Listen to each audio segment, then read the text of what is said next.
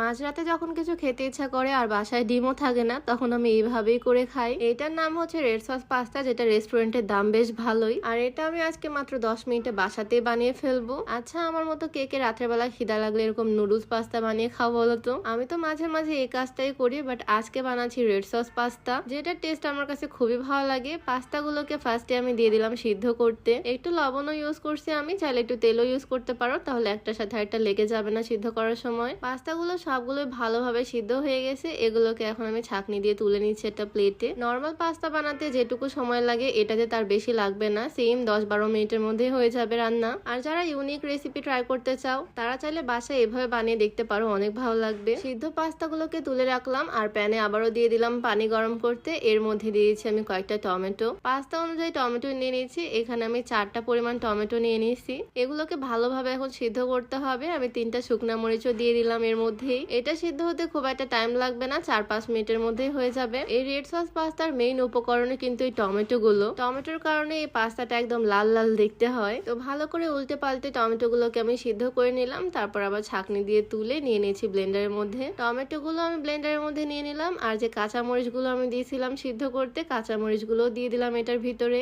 সবকিছু জারের মধ্যে নিয়ে নিলাম, 1 চিমটি লবণ অ্যাড করে ভালো করে এটাকে ব্লেন্ড করে নিতে হবে। মানে টমেটো, মরিচ আর লবণের একটা পেস্ট বানিয়ে নিচ্ছি আমি এখানে। তারপর আবারও চলে আসলাম চুলায়, কিছুটা পরিমাণে তেল দিয়ে নিলাম, তারপরে দিয়ে দিলাম রসুন কুচি, আর এর মধ্যে দিয়ে দিলাম পেঁয়াজ কুচি, কয়েকটা কাঁচা মরিচ। মরিচগুলো মাঝখান দিয়ে চিড়ে দিছি, মানে যেভাবে নর্মাল পাস্তা রান্না করা হয় ঠিক সেম প্রসেসেই। তার মধ্যে দিয়ে দিলাম কিছু টমেটো কুচি, এখানেও সামান্য পরিমাণে লবণ অ্যাড করে নাড়তেছি, আর এখানে চাইলে জিরা অ্যাড করতে পারো সামান্য। সবকিছু ভালোভাবে মিক্স করে নিয়ে এর মধ্যে আমি দিয়েছি আগে থেকে সিদ্ধ করে রাখা পাস্তাগুলোকে আমি ভালোভাবে নেড়ে চেড়ে সবকিছুর সাথে মিশিয়ে নিচ্ছি। নর্মাল পাস্তা কিন্তু এইভাবে রান্না করা হয়, জাস্ট ডিমটা ইউজ করা হয়। যাই হোক, এর মধ্যে আমি দিয়েছি ব্লেন্ড করে রাখা টমেটোর পেস্টটা। এখানে চাইলে সামান্য পরিমাণে টমেটো সসও ইউজ করতে পারো। আমি যেহেতু টমেটোর পেস্ট ইউজ করতেছি এত পরিমাণে, তাই সস দিলাম না। আমার সবগুলো ইনগ্রেডিয়েন্টস দেওয়া কমপ্লিট। এখন জাস্ট এই তরল ভাবটাকে একটু ঘন করে আনতে হবে, তাহলে পাস্তা রেডি। টমেটোর এই পেস্টটা অনেকটাই লিকুইড, এটাকে জাল দিয়ে একটু ঘন করে আনলেই পাস্তা রেডি। এই সেম পাস্তা কিন্তু রেস্টুরেন্টে অনেক দাম দিয়ে কিনে খেতে হয়, আর বাসায় বানালে দেখো মাত্র 10-12 মিনিটের মধ্যে এটা রেডি হয়ে যায়। আর টেস্টও একদম সেম লাগে, কোনো ডিফারেন্স নাই। এই রেড সস পাস্তা তো আমার কাছে দারুণ লাগে। তোমরা চাইলে হোয়াইট সস পাস্তাও একদিন দেখাবো বানিয়ে তোমাদেরকে। আমি যেহেতু টক ফ্লেভার একটু পছন্দ করি, সেই জন্য